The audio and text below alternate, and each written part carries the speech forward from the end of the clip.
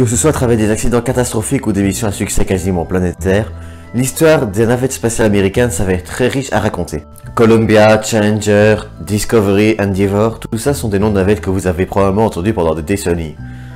Par contre, si je vous parle de Pathfinder ou encore d'Enterprise, vous les connaissez probablement moins, et pourtant la petite histoire qui se situe derrière ces deux noms est plus qu'intéressante à raconter. Il va falloir qu'on prenne 5 minutes pour en parler.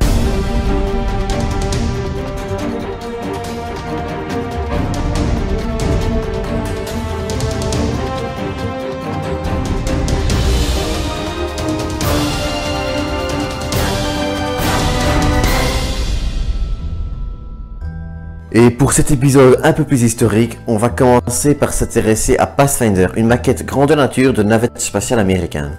Pathfinder servira principalement comme Kobe, que ça pour les opérations d'entretien, pour la fabrication, encore pour le déplacement. Elle était constituée principalement de bois et d'acier et n'était donc pas une vraie navette.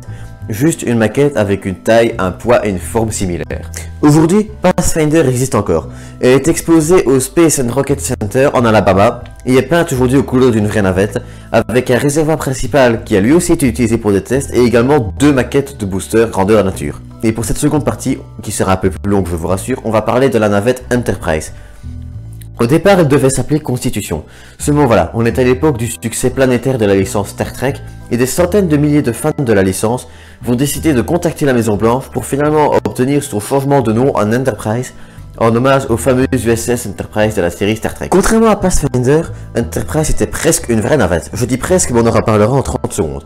Elle sera surtout utilisée pour des tests en vol afin de comprendre et de plus facilement étudier la stabilité des navettes avant de commencer à les construire, et également pour pouvoir y entraîner les pilotes.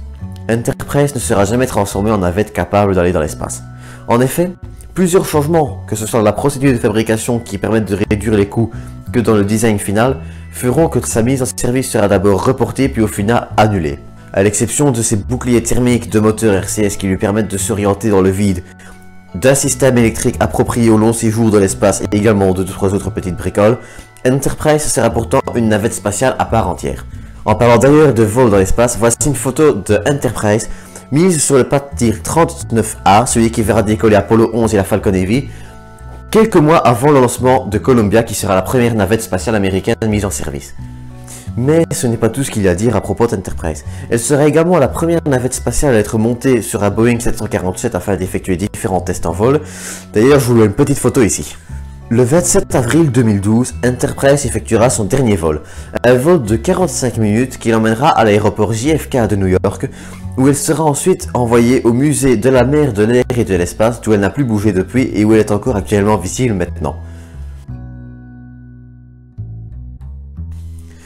Avant de terminer l'épisode, j'aimerais juste encore dire deux petites choses. Déjà, j'aurais adoré vous parler de la navette spatiale européenne Hermès. Malheureusement, il y avait beaucoup de choses à dire et elle fera l'objet d'un épisode entier, donc vous inquiétez pas, il arrive. D'autre part, vous aurez probablement remarqué, si vous la connaissez, que je n'aurais pas parlé de la navette russe Buran, qui pourtant méritait vraiment qu'on en parle. Alors, déjà c'est pour deux raisons. Je n'ai pas trouvé assez d'éléments qui permettent d'en parler pour cette vidéo. Et surtout, c'est que je ne tenais pas vraiment à sortir des éléments qui avaient déjà été dits. En effet, si vous vous intéressez à la navette spatiale russe, je vous conseille... Avant de terminer cet épisode, j'aimerais encore vous dire deux petites choses. D'abord, et certains l'auront peut-être remarqué, je n'ai pas parlé de la navette européenne Hermès. J'aurais adoré en parler, mais elle va faire l'objet d'une vidéo à part entière parce qu'il y a beaucoup de choses à dire à son sujet. J'aurais également aimé vous parler de la navette russe Buran. Malheureusement, il n'y avait pas grand chose de nouveau à dire. C'est pour ça que je vous renvoie vers la vidéo de Vincent de la chaîne Stardust qui sera dans la description. Si vous aimez cette navette là ou que vous avez juste envie de vous documenter à son sujet, cette vidéo sera parfaitement idéale. Je suis désolé si cet épisode était un peu plus court, je vais essayer de me rattraper à partir des prochains, mais il y en a peut-être encore un qui sera un peu court. J'espère en tous les cas qu'il vous aura quand même plu. Quant à moi, je vous dis à très bientôt pour un prochain 5 minutes pour parler.